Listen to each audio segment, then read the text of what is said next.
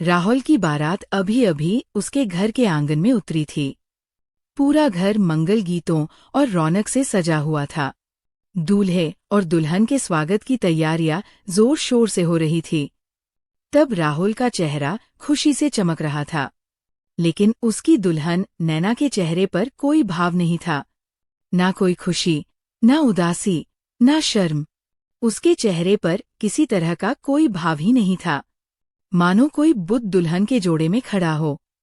लेकिन सब अपनी खुशियों में डूबे थे। तब किसी ने भी नैना के चेहरे की बुझी रौनक पर ध्यान नहीं दिया। हालांकि शादी की रस्में चल रही थी और नैना सिर झुकाए बेजान सी बैठी हुई थी। पास में बैठा राहुल अपने होठों पर मुस्कान ले अपने दोस्तों के साथ हंसी-मजाक और उनके छेड़छाड़ पर हंस रहा था। तभी उसकी नजर नैना पर पड़ी तो उसे अचानक से ख्याल आया कि उसकी दुल्हन नैना ने एक बार भी मुस्कुराया नहीं। वो बिल्कुल खामोश बैठी थी, जैसे कोई पत्थर की मूर्ति उसके बगल में बैठी हो। एक पल को राहुल ने सोचा, शायद थकान की वजह से ऐसा है, क्योंकि शादी में लड़कियां अक्सर थककर चूर हो जाती है, कभी कभी तो बीमार भी पड़ जाती है। इसीलिए शायद हरासमेंट की वजह से नैना की भी तबीयत कुछ ठीक नहीं हो। ये ख्याल आते ही राहुल ने उठकर अपनी माँ सुमन के कान में धीरे से कहा, माँ, नैना की तबीयत ठीक नहीं लग रही, इसलिए ये सारी रस्में जल्दी खत्म करो और उसे कमरे में भेज दो। इस पर उसकी माँ सुमन मुस्कुराई, क्योंकि उनका बेटा अभी से अपनी नई नवेली दुल्हन का इतना ख्याल रख रहा था। वो खुद भी तो एक दिन ऐसी ही नाजुक दुल्हन बनी थी, जो अपने जमाने में कयामत ढती थी। वैसे उनका खानदान भरा पूरा था और शादी की धूमधाम पूरे शहर में मची थी। तभी सुमन ने मुस्कुराते हुए अपनी बेटी रिया को इशारा किया, रिया, अपनी भाभी को अंदर ले जाओ। माँ का इशारा पाते ही रिया ने फौरन नैना को उठाया और बोली, चलो भाभी, आप अभी थक गई होगी, ये रस्में वस्में तो रात भर चलेंगी। वैसे इन लोगों को तो जागने की आदत है। तब वो अपने भाई भाभी को चिढ़ाते हुए हंस रही थी। फिर रिया नैना को लेकर राहुल के कमरे में चली गई। उसका कमरा गुलाब के फूलों की खुशबू से महक रहा था। हर कोना ऐसा सजा था जैसे कोई सपनों का महल हो। तो रिया ने नैना को आराम से बिठाई और कुछ जरूरी सामान रखी और बाहर चली गई। लेकिन नैना के मन में अब एक अजीब सी सनसनाहट समा गई थी, क्योंकि अब वो पल आने वाला था जिसके लिए उसने अपने दिल को पत्थर कर लिया था कि चाहे कुछ भी हो, वो वही करेगी जो उसने ठाना था। तब उसे गुस्सा भी आ रहा था, क्योंकि उसके घर वालों को उसकी शादी के लिए इतनी जबरदस्ती करने की क्या जरूरत थी। हालांकि अब तक तो वो सब कुछ चुपचाप सहती आई थी, लेकिन जो अब होने वाला था वो उसके बर्दाश्त से बाहर था। इसलिए गुस्से और घबराहट में वो अपने होंठ काट रही थी। इसके थोड़ी ही देर बाद दरवाजा खुला और राहुल मुस्कुराता हुआ अंदर आया। तब उसका दिल खुशी से उछल रहा था। और उछलता भी क्यों नहीं, इतनी प्यारी बीवी जो उसे मिली थी। वैसे उसने नैना से पहले कभी आमने सामने होकर बात नहीं किया था। हाँ, दूर से कई बार देखा था और पहली ही नजर में ही उसे पसंद भी कर लिया था और मंगनी की बजाय सीधे शादी हो गई। और आज वो नैना के कमरे में उसके दिल की धड़कन बनकर खड़ा था। तब राहुल बैठते ही पहले नैना का घूंघट उठाया और फिर उसकी हालचाल और तबीयत के बारे में पूछा। लेकिन नैना ने सिर्फ अपना सिर हिलाया और खामोश बैठी रही। तब उसकी खामोशी राहुल को थोड़ी अजीब लगी। फिर वो सोचने लगा, शायद शर्म की वजह से वह चुप है या फिर तबीयत खराब होने की वजह से ऐसा बर्ताव कर रही है। तुम बहुत खूबसूरत लग रही हो, नैना कहते हुए राहुल ने प्यार से नैना के चेहरे को छुआ। तब वो कुछ और बातें करना चाहता था, लेकिन नैना की खामोशी और थकान देखकर उसे लगा कि वो इस भारी दुल्हन के जोड़े में ज्यादा देर तक बैठना नहीं चाहती। इसलिए उसने जल्दी से एक सोने का कंगन निकाला और नैना की कलाई में पहना दिया। लेकिन तब नैना का हाथ बिल्कुल ठंडा पड़ा था, इसलिए राहुल ऐसा लगा जैसे वो किसी बेजान मूर्ति को कंगन पहनाया हो। और तभी राहुल ने नैना के होठों को देखा जो सख्ती से बंद थे, जैसे कभी खुलेंगे ही नहीं। तब नैना के अंदर एक अजीब सी बेचैनी थी, लेकिन फिर भी राहुल ने नैना के करीब आने की कोशिश किया और वो उसके करीब झुका, लेकिन नैना ने उसे तुरंत पीछे धकेल दिया और कहा, बस करो। तब उसका लहजा रूखा था और वो परेशान थी। तभी वह 2 कदम पीछे हट गई। तब नैना की इस हरकत पर राहुल का गुस्सा 7वें आसमान पर पहुंच गया, तो उसने चिल्लाकर पूछा, ये क्या है नैना? इस पर नैना ने विनती करते हुए कहा, मुझे ये सब पसंद नहीं है।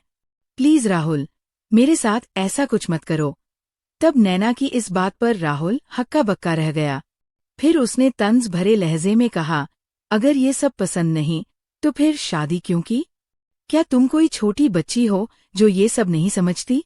इस नैना ने गहरी सांस ली और बोली, मुझे पता है राहुल कि ये सब एक मर्द और औरत के लिए कितना जरूरी है, और शादी की नींव भी इसी पर टिकी होती है। लेकिन मैं क्या करूं? मैं तुम्हें कैसे समझाऊं कि मेरे अंदर वैसी कोई चाहत नहीं है जैसा तुम चाहते हो। दरअसल सच तो ये है कि मेरे अंदर वो फीलिंग्स ही नहीं है जो लड़कियों में होती है। इसलिए जब तुम मेरे करीब आते हो तो मुझे गुस्सा आता है, चिढ़ होती है और घुटन महसूस होती है। इस पर राहुल गुस्से से भड़क उठा और बोला, होश में तो हो? ये क्या बकवास कर रही हो तुम? इस पर नैना ने तपाक से कहा, हाँ मैं सच बोल रही हूँ। मेरे अंदर वो ख्वाहिश नहीं है जो एक लड़की में होती है और जिसे तुम पाना चाहते हो। इसलिए शादी से पहले मैं अपने घर वालों को बहुत समझाने की कोशिश की, लेकिन उन्होंने मेरी जबरदस्ती तुमसे शादी करवा दी। इसीलिए अब तुम ही बताओ, मैं खुद को ऐसी चीज के लिए कैसे तैयार करूं जो मेरा मन, मेरा दिल, मेरा वजूद मंजूर नहीं करता। अगर फिर भी तुम मेरे साथ जबरदस्ती करोगे तो मैं तुम्हारे सामने ही हूँ।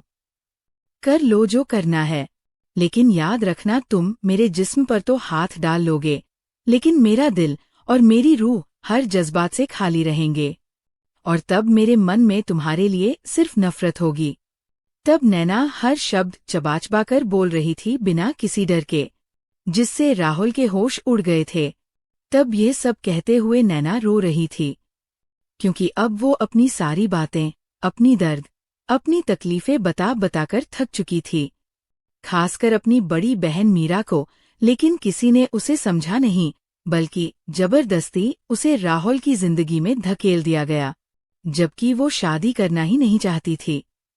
तब राहुल गुस्से से उसे देख रहा था, लेकिन अब उसे बर्दाश्त नहीं हुआ तो बोला, अच्छा अब मैं समझा कि तुम किसी और से प्यार करती थी, मगर तुम्हारी शादी मुझसे हो गई, इसलिए ये सब नाटक कर रही हो। इस पर नैना ने साफ साफ कहा, नहीं मैं किसी से प्यार नहीं करती थी, ना कर सकती हूँ, बल्कि मुझे मर्दों में कोई इंटरेस्ट नहीं, कोई लगाव नहीं, मैं उनकी तरफ देखती भी नहीं, इसलिए मेरी जिंदगी में मर्दों का कोई दखल नहीं है, मैं मर्दों से नफरत करती हूँ। इतना सुनते ही राहुल ने अपने दोनों हाथों में अपना सिर थाम लिया। फिर गुस्से में वो बाथरूम में चला गया। वहां कपड़े बदलते वक्त शवर के नीचे खड़ा होकर नहाते वक्त उसका दिमाग नैना की बातों में ही उलझा रहा कि यह लड़की इतनी अजीब बात करेगी, उसने सपने में भी नहीं सोचा था। तब राहुल ने खुद को समझते हुए खुद से कहा, ये सब ड्रामा है, झूठ है, तू एक मर्द है राहुल, तू अपना हक लेना जानता है।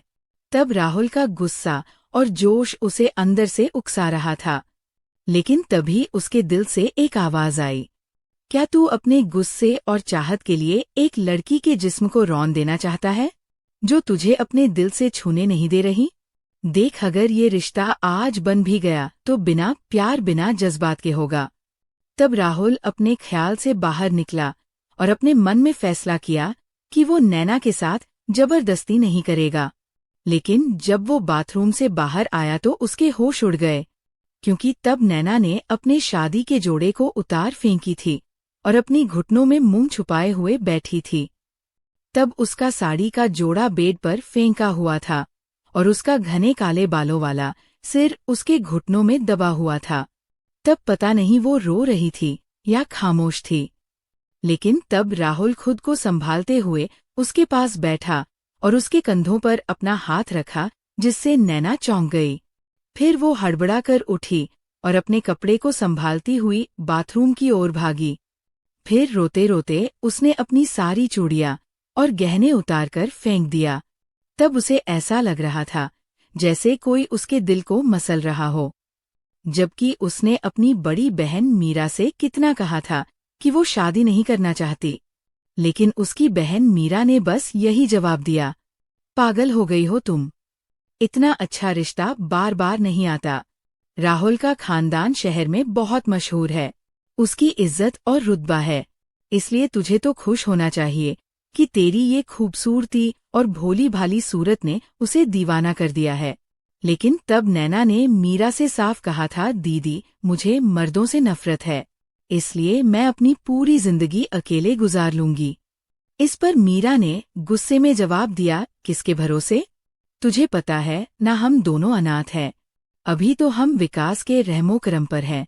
जब वो मेरे साथ जुल्म और ज्यादती करता है तो तू क्या चाहती है कि तू उसके भरोसे यहाँ बैठी रहेगी? वैसे भी ये घर मेरे नाम पर है तो इसमें तेरा कोई हिस्सा नहीं है, इसलिए मैं नहीं चाहती मैं तुम पर शक करूं कि तू हमारे घर में हिस्सा मांगेगी, क्योंकि ये घर बस मेरा ही ना चाहिए। इसलिए तू चाहे तो कहीं और चली जा, हॉस्टल में रहे, नौकरी कर, लेकिन शादी तो तुझे करनी ही पड़ेगी, ताकि मेरे अंदर यह कभी ना आए कि तू मेरे घर में हिस्सा मांगेगी। इस पर नैना ने भी गुस्से में कहा, दीदी मैं ये घर छोड़ दूंगी, नौकरी कर लूंगी, हॉस्टल में भी रह लूंगी, यहाँ तक कि पूरी जिंदगी अकेले गुजार लूंगी, लेकिन शादी कभी नहीं करूंगी। तब नैना का जवाब सुनकर मीरा ने अपना सिर पकड़ लिया। फिर गुस्से में बोली, ऐसे रिश्ते रोज नहीं आते नैना, कम से कम राहुल की तस्वीर तो देख ले, वो तुझे खुद पसंद आ जाएगा। तब मेरा नैना को जबरदस्ती तस्वीर दिखाने लगी, लेकिन नैना ने चिल्लाकर कहा, नहीं चाहे कोई राजकुमार का रिश्ता लाओ, तब भी मैं शादी नहीं करूंगी, क्योंकि मुझे मर्दों से कोई रिश्ता नहीं बनाना, यही मेरी आखिरी फैसला है। इस पर मीरा चुप हो गई, लेकिन उसने गुस्से में नैना को देखा और फिर समझाने लगी, ऐसा कुछ नहीं होता नैना, मैं समझती हूँ कि कुछ लड़कियां पहले डरती है, लेकिन बाद में सब ठीक हो जाता है।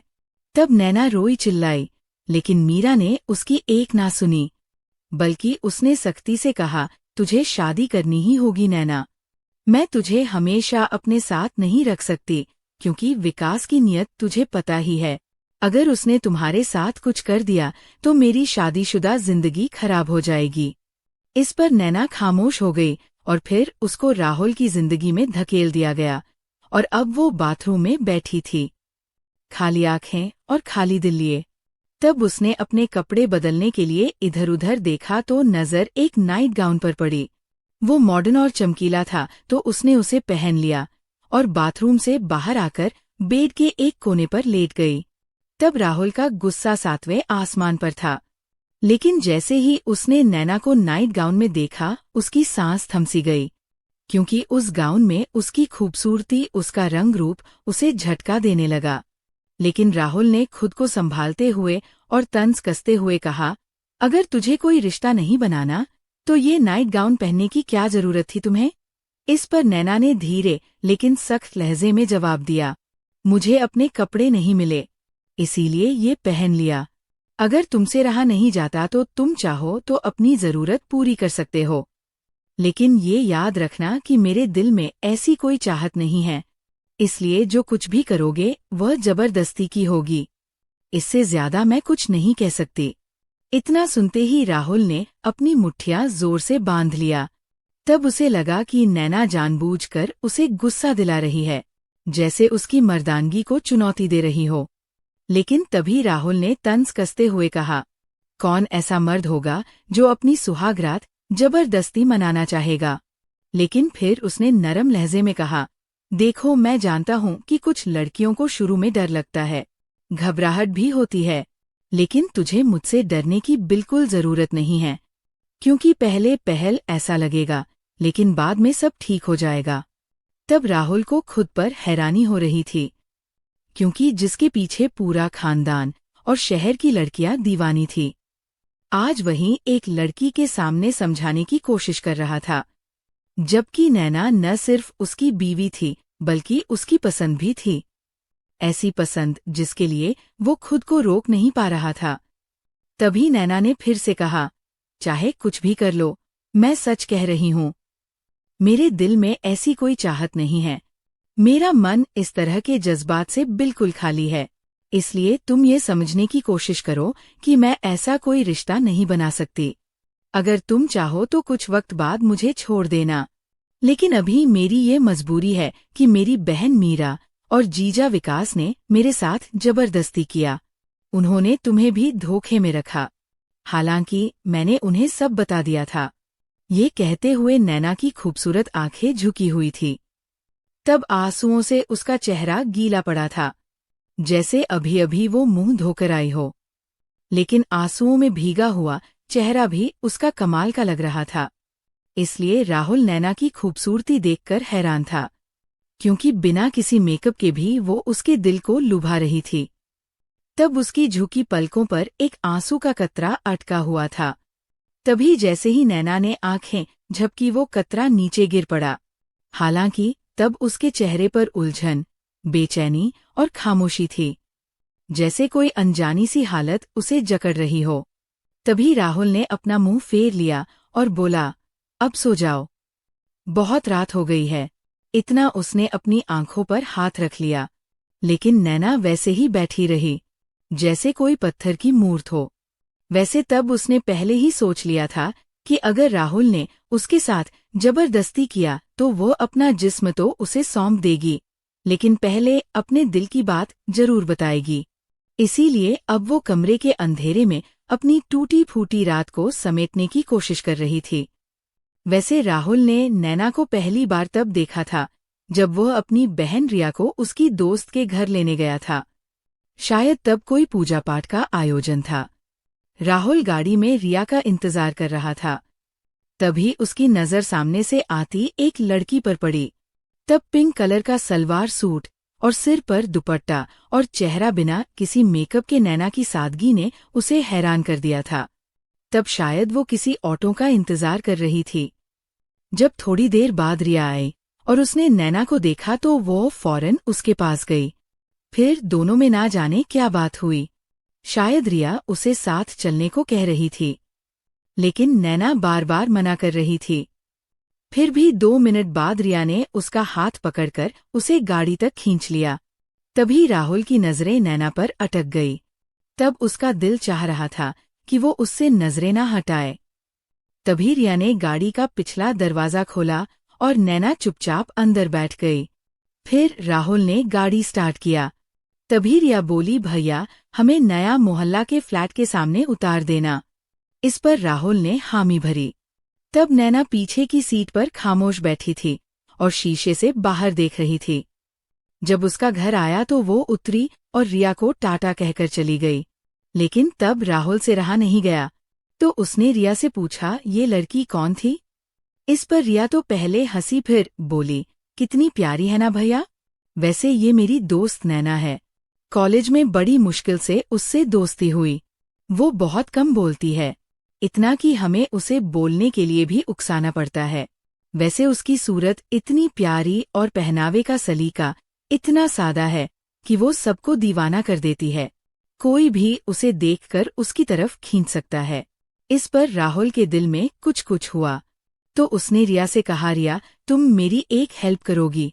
इस पर रिया बोली, क्या भैया बताओ ना। तो राहुल बोला, रिया तुम माँ से कहो मैं नैना से शादी करना चाहता हूँ, मुझे वो बहुत पसंद है। इतना सुनते ही रिया हैरान रह गई। फिर बोली, सच कह रहे हो भैया, ये तो बहुत खुशी की बात है। वैसे मैं नैना को ज्यादा नहीं जानती, बस इतना पता है कि उसके माँ बाप नहीं हैं। वो अपनी बड़ी बहन और जीजा के साथ रहती है, लेकिन मुझे वह बहुत अच्छी लगती है। लेकिन अब राहुल का दिल उस पर आ गया था। तो उसी दिन सुमन और रिया नैना की बहन मीरा के पास पहुंच गए। उसका घर 2 कमरों का छोटा सा फ्लैट था, जहां नैना अपनी बहन और जीजा विकास के साथ रहती थी।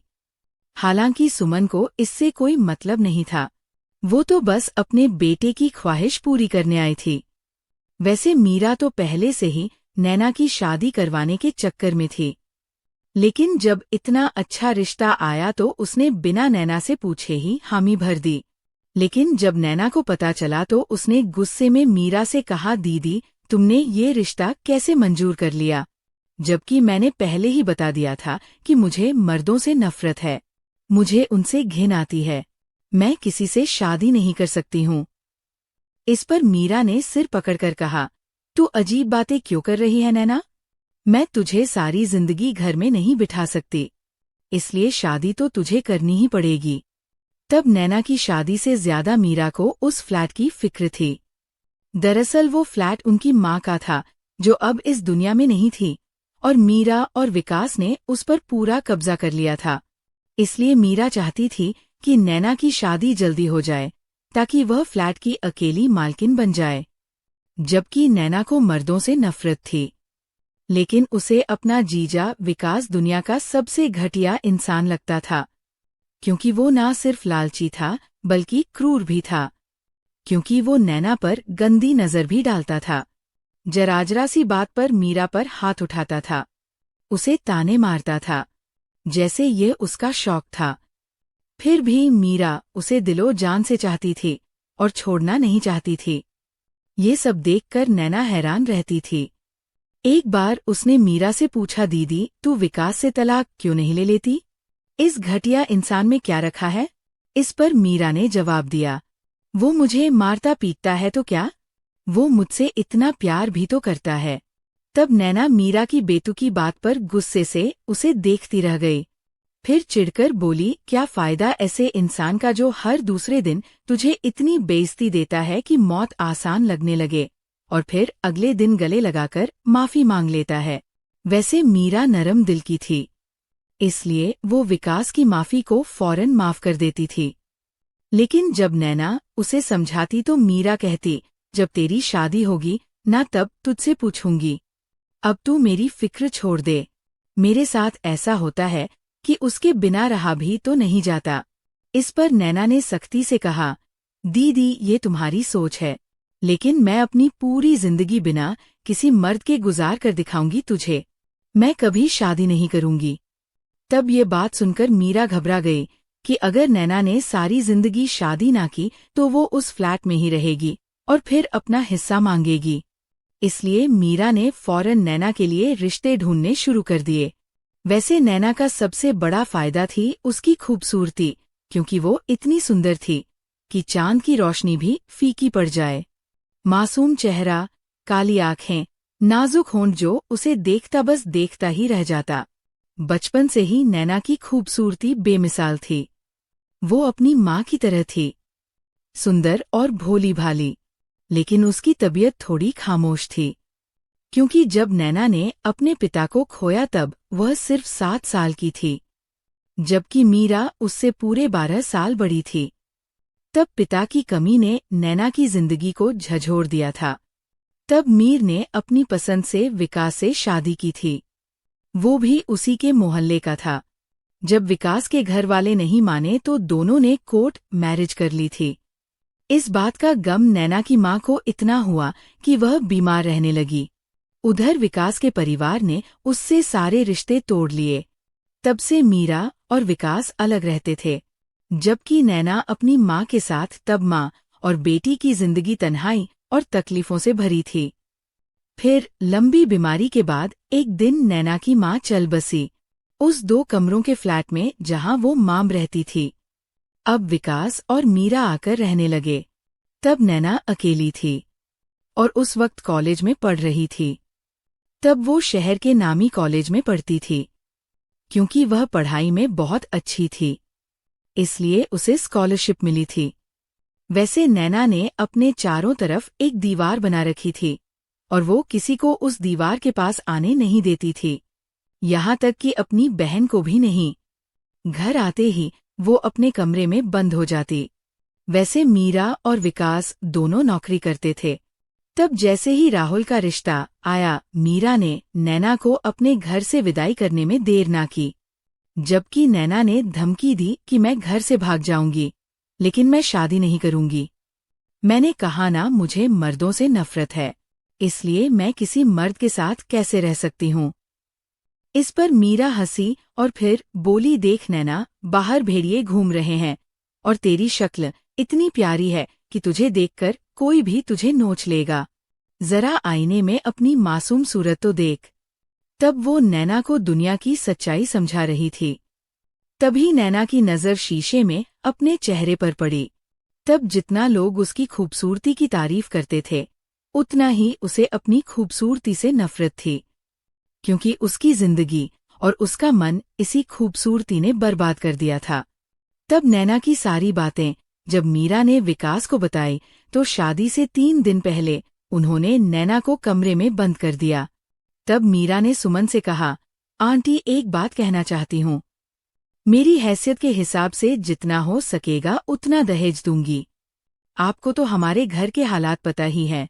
इस पर सुमन मुस्कुराई और बोली, अरे मीरा, मुझे दहेज की कोई जरूरत नहीं। नैना तो मेरे बेटे की पसंद है। मैं तो उसे अपने सिर आंखों पर बिठाऊंगी। तुम जानती हो ना, राहुल मेरा इकलौता बेटा है। उसकी ख्वाहिश पूरी करने के लिए मैं तुम्हारे पास आई थी, लेकिन अब तुमने मेरी ये ख्वाहिश पूरी कर दी। अब मुझे और कुछ नहीं चाहिए। इतना सुनकर मीरा खुश हो गई और उसने छोटा मोटा दहेज देकर नैना को अपने घर से विदाई कर दिया। तब नैना अपनी हालत से लड़ते लड़ते थक चुकी थी और उसने आखिर में मुंह खोला भी तो किसके सामने? राहुल के सामने, जो अपनी सुहागरात और अपनी मोहब्बत को पाने के लिए बेचैन था। लेकिन नैना की बातों ने उसके सारे अरमानों को चूर चूर कर दिया। उसकी खुशियां मिट्टी में मिल गई। नैना घुटनों में मुंह छुपाए बैठी थी। तब पता नहीं वह सो रही थी या रो रही थी। राहुल कुछ समझ नहीं पा रहा था, लेकिन थकान से चूर वो भी नींद के आगोश में चला गया। अगले दिन रिसेप्शन था, लेकिन राहुल सुबह सुबह उठकर न जाने कहाँ चला गया। नैना भी उठी, सादा सा जोड़ा पहना और कमरे में बैठी रही। तभी ब्यूटिशियन आ गई। तब रिया उसके साथ थी। वो बोली, चलो भाभी तैयार हो जाओ, सब लोग तुम्हें देखने आ रहे हैं। वैसे राहुल का खानदान बहुत बड़ा था। ताऊ, चाचा, चाची, मामा, मामी और ना जाने कितने रिश्तेदार सब आए थे। घर मेहमानों से खचाखच भरा हुआ था, क्योंकि आज रिसेप्शन की रात थी। तो रिया ने सुबह सुबह ही नैना को अच्छे से सजा दिया। लाल रंग का साड़ी में नैना इतनी खूबसूरत लग रही थी कि रिया मुस्कुराने लगी। फिर बोली, रात तो बहुत अच्छी गुजरी होगी ना भाभी, मजा भी खूब आया होगा, है ना? भैया तो आपको पाने के लिए इतने बेचैन थे कि क्या बताऊं। वैसे भैया ज्यादा तंग तो नहीं किए ना भाभी? तब रिया मजाक करते हुए शरारत से हंस रही थी, लेकिन नैना मुस्कुरा भी ना सकी, क्योंकि उसे डर था कि अगर राहुल ने उसकी बातें सबके सामने खोल दी तो शायद उसे घर से निकाल दिया जाए। तभी राहुल कुछ लेने कमरे में आया। तब उसकी नजर नैना पर पड़ी। तब वो सिर झुकाए बेड पर बैठी थी, अपने हाथों को देख रही थी। तब उसकी खूबसूरती और नाजुक बदन को देखकर राहुल हैरान रह गया। तब उसका दिल चाह रहा था कि वह नैना को छू ले, ताकि उसके चेहरे पर शर्म की लाली बिखर जाए। लेकिन रात की बातें उसके दिमाग में गूंज रही थी, इसलिए वो सोच में पड़ गया। कोई लड़की ऐसी बातें कैसे कर सकती है?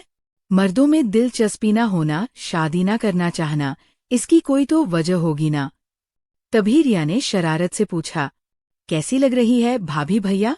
इस पर राहुल ने तीखे लहजे में जवाब दिया, बिल्कुल अच्छी नहीं लग रही, और पलट कर चला गया। तब नैना के चेहरे पर भी कोई राहत नहीं थी। वैसे उसे राहुल की तारीफ या नापसंदी से कोई फर्क नहीं पड़ता था, क्योंकि वह जानती थी कि राहुल अब उसे छोड़ देगा, शायद तलाक दे देगा। लेकिन उसे इसकी परवाह नहीं थी, क्योंकि जब उसे राहुल के साथ रहना ही नहीं था तो इस रिश्ते को निभाने का क्या फायदा। लेकिन नैना लापरवाही से बैठी रही, जैसे कोई मूर्ख हो।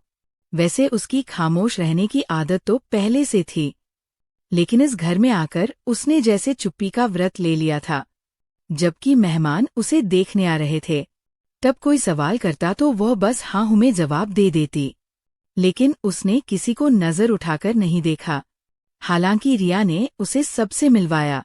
ये मेरी चाची है, ये मामी, ये चाचा की बेटी। सारा दिन ना जाने कितनों से मिलवाती रही। अब नैना थकान से चूर हो गई। तभी सुमन आई और बोली, बस अब रुक जाओ। बेचारी भाभी को खाना तक नहीं खिलाया तुमने, सारा दिन बैठा ही रही। अब तुम सब बाहर जाओ, मैं अपनी बहू के साथ थोड़ा वक्त बताऊंगी। फिर सुमन ने बड़े प्यार से नैना को देखा, फिर पूछी, बेटी कोई परेशानी तो नहीं है ना? तबीयत ठीक है ना तुम्हारी? कोई भी बात हो मुझे बताना, मैं तुम्हारी माँ हूँ। मुझे राहुल से बहुत ज्यादा प्यार है और इसलिए तुम भी मुझे बहुत प्यारी हो। तब वो प्यार से नैना का चेहरा देख रही थी, लेकिन नैना बुदसी बैठी रही क्योंकि उसे इतना प्यार बर्दाश्त नहीं होता था। तब वो अपने मन में सोच रही थी, इन सब के साथ धोखा हुआ है, ये सब मेरी दीदी मीरा की वजह से हुआ, उसे ऐसा नहीं करना चाहिए था। तब वो खुद को दोषी नहीं मानना चाहती थी। तभी सुमन ने कहा, मैं राहुल को बुलाती हूँ, वह भी तुम्हारे साथ खाना खा लेगा। सुबह से उसने भी नाश्ता नहीं किया है। ये कहकर वो बाहर चली गई। थोड़ी देर बाद राहुल कमरे में आया। तब नैना ने उसे देखा, लेकिन ना शर्माई ना झिझकी, क्योंकि उसके अंदर ऐसे जज्बात थे ही नहीं। तभी वो गंभीर लहजे में बोली, आपने क्या सोचा? तो राहुल ने सख्ती से जवाब दिया, मेरे पास अभी सोचने का वक्त नहीं है, घर मेहमानों से भरा है, तुम्हें मेरी इज्जत की परवाह नहीं, लेकिन मुझे अपनी इज्जत का बहुत ख्याल है। तुमने जो बातें मुझसे कही उनका जिक्र किसी और से करने की जरूरत नहीं, और फैसला मैं सोच समझ करूंगा। इतना कहकर उसने खाना अपनी तरफ खींच लिया और नैना को खाने तक को भी नहीं कहा और खुद खाने लगा। तभी नैना ने गहरी सांस ली और मुंह फेर कर बैठ गई। अब राहुल मन ही मन सोच रहा था, नैना तुझे इतनी मुश्किल से अपनी जिंदगी में लाया हूँ, ऐसे कैसे छोड़ दूँ? जानता हूँ तुम्हारी ये नादान बातें और बेवकूफ़ी हैं, लेकिन इसके पीछे जरूर कोई बड़ी वजह होगी, और यह तो मैं जानकर रहूंगा। तब वो खाने की थाली पर नजरें गड़ाए चुपचाप खाना खा रहा था। खाने के बाद राहुल उठा और घर के बगल गली में निकल गया। उसके घर की गली में उसके दोस्तों के बीच नैना की खूब खूबसूरती की बातें चल रही थी। तभी राहुल वहां पहुंच गया, तो अब उसके दोस्त उसे छेड़ने लगे, ये कहकर कि वाह क्या किस्मत है तेरा, लंगूर को हूर मिल गया। इस पर राहुल ने हंसकर जवाब दिया, अच्छा जी, अब मैं हूर का लंगूर हो गया हूँ। तभी वहां मीरा और विकास गली में आ गए, तो राहुल उन्हें लेकर घर में चला गया। तभी नैना ने विकास को देखा और देखते ही मुंह फेर लिया, क्योंकि उसे उससे सख्त नफरत थी। इस दुनिया में अगर नैना को किसी से थोड़ा सा प्यार था तो वह थी उसकी बहन मीरा। तब मीरा ने नैना को देखी और खुश होकर बोली, कितनी प्यारी लग रही हो। तब वो बात मीरा के मन से निकली या नहीं पता नहीं, लेकिन नैना ने तपाक से जवाब दिया, बिल्कुल नहीं लग रही हूँ। वैसे यहाँ क्या लेने आई हो? तभी मीरा ने नैना को चुटकी काटी और बोली, जुबान संभाल बेवकूफ, वैसे भी आज मैं तुझे अपने साथ ले जाऊंगी, फिर कल राहुल तुझे लेने आ जाएगा। शायद वो अपने मंसूबे बना रही थी, लेकिन नैना चुप रही। रिसेप्शन के बाद मीरा ने सुमन से कहा, आंटी अगर आप बुरा ना माने तो मैं नैना को अपने साथ ले जाऊं, कल राहुल उसे लेने आ जाएगा। तब सुमन की दोस्त आरती भी वहां थी, तो सुमन मुस्कुराई और बोली, क्यों नहीं, जरूर ले जाओ। तब उनकी इजाजत से मीरा नैना को अपने घर ले गई। वैसे नैना पूरे रास्ते मुंह बनाए बैठी रही, जबकि मीरा ने हंसकर कहा, देख नैना, तेरे ससुराल वालों ने तो ढेर सारा खाना भेजा है, सचमुच भगवान देता है तो छप्पर फाड़ कर देता है, बड़े रईस है तेरे ससुराल वाले। इस पर नैना ने तंज कसा, तो आप इनसे उधार पैसे क्यों नहीं मांग लेती? तब उसकी तीखी बात सुनकर विकास को गुस्सा आ गया, लेकिन अब वो नैना पर तो गुस्सा नहीं उतार सकता था, इसलिए उसने मीरा को घूरा। तब मीरा ने उसे चुप रहने को कहा और नैना को कमरे में ले गई। फिर मीरा ने पूछा, सब ठीक रहा ना? तूने कोई उल्टा सीधा तो नहीं कहा ना? तब वो नैना से वो सब उगलवाना चाहती थी जो उनके बीच हुआ था, लेकिन नैना ने साफ कह दिया, मैंने राहुल को सब बता दिया। मैंने कहा कि मैं उसके साथ नहीं रहना चाहती, मुझे उसके साथ जिंदगी नहीं गुजारनी। अब फैसला उसके हाथ में है, उसने कहा कि वो जल्दी फैसला करेगा। इतना सुनते ही मीरा ने अपना सिर पकड़ लिया। फिर बोली, ये क्या कह रही है? होश में तो है। कह दे कि ये सब झूठ है। लेकिन नैना ने सख्त लहजे में कहा, मैं झूठ नहीं बोल रही दीदी। तुम चिंता मत करो। मैं चली जाऊंगी। तुम्हारे ऊपर बोझ नहीं बनूंगी। हॉस्टल में रहूंगी या कहीं रहूंगी। अगर राहुल ने मुझे तलाक दे दिया तो ठीक, और अगर वह मुझे अपने साथ रखना चाहे तो उसे मेरी सारी बातें कबूल करनी होंगी। मैं उसे खुद पर हावी नहीं होने दूंगी। तभी मीरा गुस्से से बोली, तू ऐसे कैसी हो गई है? ये क्या सोच है तेरी? मर्द और औरत मिलकर जिंदगी बनाते हैं। क्या तू मर्द के बिना पूरी है?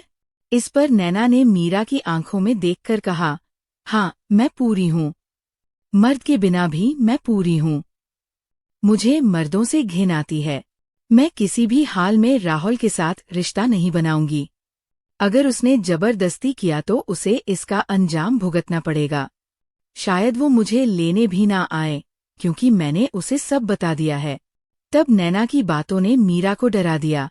इसलिए वो अंदर ही अंदर भगवान से प्रार्थना करने लगी कि राहुल उसे लेने आ जाए। और फिर ऐसा ही हुआ। अगली शाम राहुल नैना को लेने आ गया। अपनी बड़ी सी गाड़ी में कलाक कोट और कलापट और कुर्ता पहने। वो बहुत शानदार लग रहा था। मीरा और विकास उसके सामने चापलूसी कर रहे थे, लेकिन नैना उसे गुस्से से घूर रही थी, क्योंकि उसे यकीन था कि राहुल अपनी मदानगी दिखाने के लिए उसे लेने आया है। तब मीरा ने जबरदस्ती नैना को तैयार किया। उसकी लाल साड़ी उसे पहनाई, गले में मंगलसूत्र पहने और कानों में छोटे छोटे झुमके। अब नैना इतनी खूबसूरत लग रही थी कि जो कोई उसे देख ले उसका दिल को डोल जाए। फिर मीरा ने उसकी नजर उतारी और हंसकर बोली, ऐसे मुंह फेर कर बुरी लगती है, वरना तेरा कोई मुकाबला नहीं। लेकिन नैना ने अपना मुंह फेर लिया। तब मीरा ने लाख कहा कि वो दोनों खाना खाकर जाएं। लेकिन राहुल ने साफ मना कर दिया। वो सिर्फ नैना को लेने आया था। तो करीब 2 घंटा बैठकर वो उसे वापस ले गया। गाड़ी में नैना खिड़की से बाहर देख रही थी, जैसे राहुल से दुश्मनी हो। उसने एक बार भी राहुल की तरफ नहीं देखा। तो राहुल ने कहा, तुम मुंह फुलाए क्यों बैठी हो? लेकिन तुमसे मेरी एक गुजारिश है कि घर जाकर अपना मूड ठीक कर लेना, क्योंकि घर अभी भी मेहमानों से भरा है। इसलिए तुम्हारा ये चेहरा देखकर कोई भी कुछ गलत सोच लेगा। तब नैना होठ चबा रही थी, क्योंकि वो घबराहट में ऐसा ही करती थी। तब उसकी जिंदगी धीरे धीरे रफ्तार पकड़ रही थी, और अब उसकी शादी को 20 दिन हो गए थे। इस दौरान राहुल ने नैना को बिल्कुल तंग नहीं किया। वो बेड के एक कोने पर सोती थी, लेकिन राहुल ने महसूस किया कि कमरे में जरा सी आहट होने पर भी नैना घबराकर उठ जाती थी। कौन है?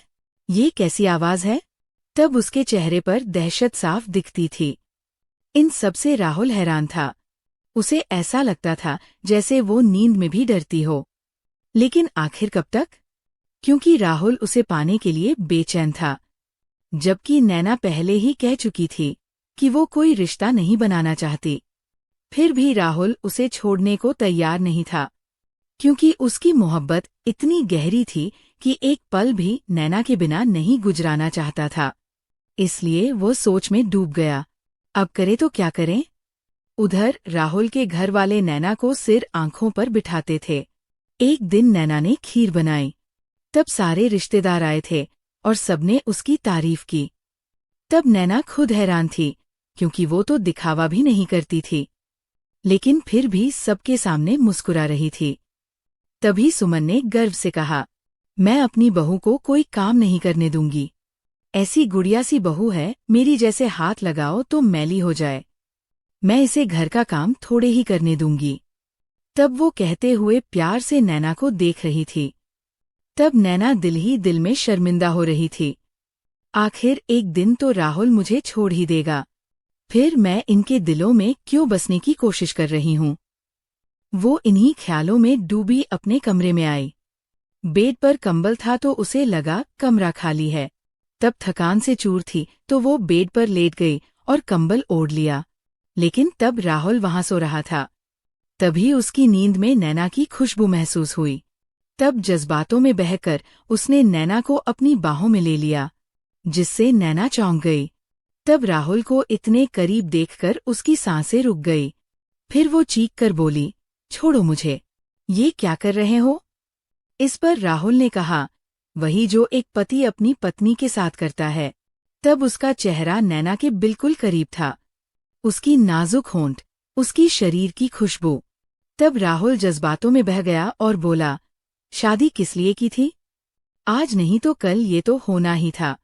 लेकिन तभी नैना ने अपने कमजोर हाथों से उसे पीछे धकेल दिया और कहा, मैंने कहा था ना, मुझसे दूर रहो। मैंने पहले ही बता दिया था कि मैं ये सब नहीं चाहती, इसलिए तुम्हें मेरे जिस्म पर हावी नहीं होने दूंगी। तब घबराहट में वो राहुल से बदतमीजी करने लगी थी। तब राहुल के टूटे बिखरे जज्बातों ने उसे पीछे हटने पर मजबूर कर दिया, लेकिन नैना उसे नफरत भरी नजरों से देखती रही। तब उसकी आंखें लाल हो गई थी और चेहरा अजीब सा।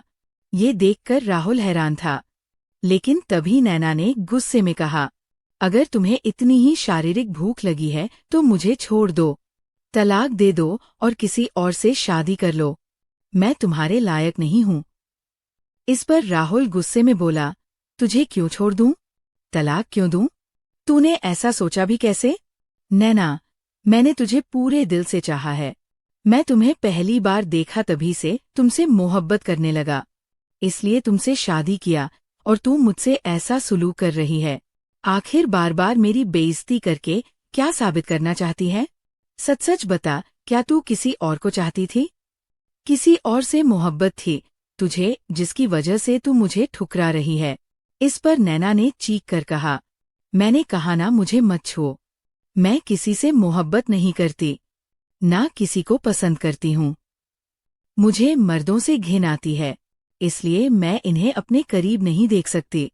और अगर तुम्हें इतनी शारीरिक जरूरत है तो ले लो और अपना शौक पूरा करो। इतना कहकर अचानक उसने अपनी साड़ी का पल्लू गिरा दिया और राहुल के सामने खड़ी हो गई।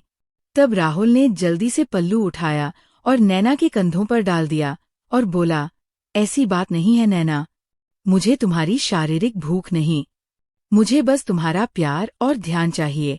हाँ, मैं मानता हूँ कमजोर लम्हों में मैं तुम्हारे करीब आ गया, लेकिन मैं जबरदस्ती नहीं करूँगा। तब नैना की आंखों से आंसुओं की बरसात हो रही थी। तब वो बच्चों की तरह बिलक बिलक कर रो रही थी और कह रही थी, कोई मुझे समझता ही नहीं। इस दुनिया में कोई नहीं जो मेरे दिल की बात समझे, कोई नहीं जिससे मैं अपने दर्द और तकलीफ बता सकूं। मैं क्या सोचती हूँ, क्या महसूस करती हूँ, कोई नहीं समझता।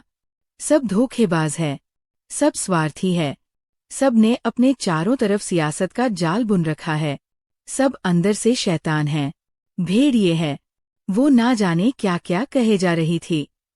तभी राहुल के दिमाग में जैसे बम फटा। तब नैना कोई ठुकराई हुई औरत नहीं, बल्कि एक छोटी सी बच्ची लग रही थी, जिसे प्यार और सुकून की जरूरत थी। तब वो रोते रोते हिचकियां ले रही थी और उसका चेहरा आंसुओं से भीग चुका था। तब उस पल वो भूल गई कि वो राहुल की बाहों में है। तभी राहुल ने उसे बिस्तर पर लिटाया। फिर रोते रोते नैना नींद के आगोश में चली गई, लेकिन राहुल सोच में डूब गया। कुछ तो गड़बड़ है, कोई तो बात है जो नैना अपने दिल में दबाई हुई है, उसके दिल का अड़चन, उसकी तकलीफ। अब मुझे जानना ही होगा। अगर मैंने उसे अपनी जिंदगी में अपनाया है तो मुझे ये समझना होगा कि आखिर क्यों वो मुझसे ऐसा बर्ताव करती है। आज उसने मेरे सीने से लगकर आंसू बहाए हैं, इसका मतलब उसे सहारे की जरूरत है, जबकि वो अपने दिल को किसी दरवाजे में बंद किए हुई है। लेकिन राहुल ने ठान लिया कि उसे नैना के दिल के बंद दरवाजे खोलने ही होंगे। उसकी तकलीफ जो वो सबसे छुपाती थी, उसे जानना ही होगा। इस रात के बाद राहुल ने कोई बात नहीं किया, लेकिन एक दिन नैना कमरे में की मैंगनीज की किताब पढ़ रही थी।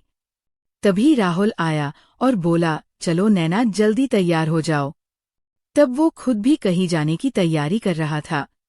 तो नैना ने पूछा, कहाँ ले जा रहे हो मुझे? मैं कहीं नहीं जाऊंगी। तब उसने साफ मना कर दिया।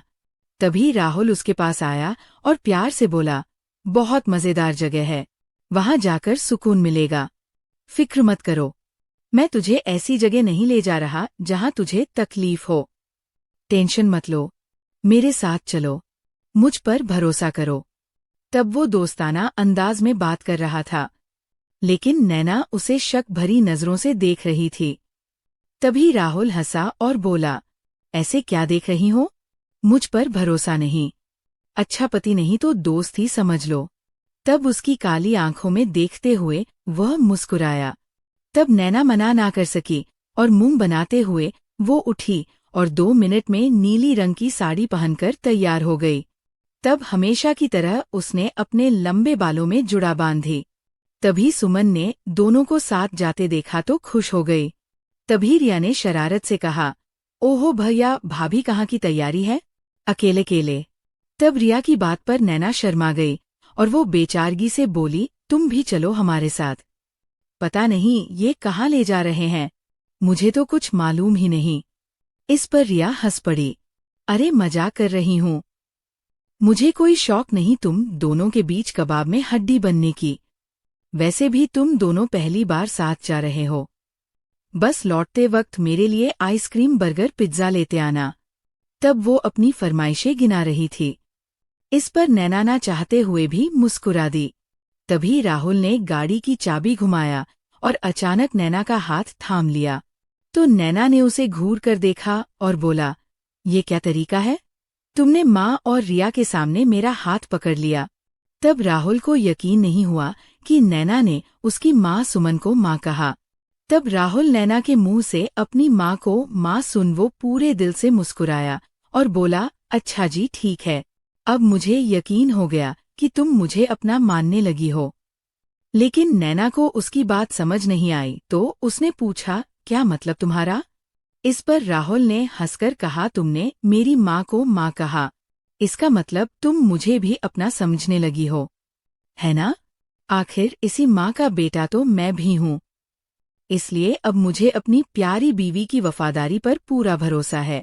इस पर नैना ने रूखेपन से कहा, अभी तो तुमने कहा कि मैं तुम्हें अपना पति नहीं बल्कि दोस्त समझूं, और अब फिर वही बातें शुरू कर दी। अब मुझे घर वापस ले चलो, ना जाने कहाँ ले जा रहे हो मुझे। फिर वो घबराहट में इधर उधर देखने लगी। इस पर राहुल मुस्कुराया और बोला, परेशान मत हो, जहाँ ले जा रहा हूँ वहाँ तुम्हें सिर्फ सुकून मिलेगा। पूरे आधे घंटे की सफर के बाद उसने गाड़ी एक बड़े से क्लिनिक के सामने रोका। ये देखकर नैना हैरान रह गई क्योंकि बाहर बड़ा सा बोर्ड लगा था, डॉक्टर अनीता मनोचिकित्सक। बोर्ड पढ़कर वो तिलमिलाई, तुम मुझे डॉक्टर के पास क्यों लाए? ये ठीक नहीं किया तुमने। इस पर राहुल ने नरमी से कहा, तुम्हारा इलाज तो डॉक्टर के पास ही है मेरी जान, बस एक बार मेरे साथ चलो, कसम है उसकी जिसे तुमने इस दुनिया में सबसे ज्यादा प्यार किया। तब वो भावुक होकर बात कर रहा था। तभी नैना ने गुस्से से उसे घूरा, लेकिन ना चाहते हुए भी उसके पीछे चल पड़ी। दरअसल सुहागरात को नैना ने राहुल को साफ मना कर दिया था कि वो उसके करीब ना आए, लेकिन राहुल को नैना से सच्ची मोहब्बत थी, इसलिए वो उसे छोड़ भी नहीं सकता था। एक रात तो नींद में ही नैना चिल्लाने लगी, तुम दरिंदे हो, मुझे छोड़ो। तब नैना की ऐसी बातें सुनकर राहुल परेशान हो गया। उसे समझ नहीं आया कि नैना इतना डर क्यों रही थी। इसलिए अगले दिन वो बिना बताए नैना को डॉक्टर अनीता के पास ले आया और राहुल ने पहले ही अपने जानने वाले डॉक्टर अनीता से सारी बातें कर लिया था। तब उसने पूरी गोपनीयता रखने को बोल दिया था।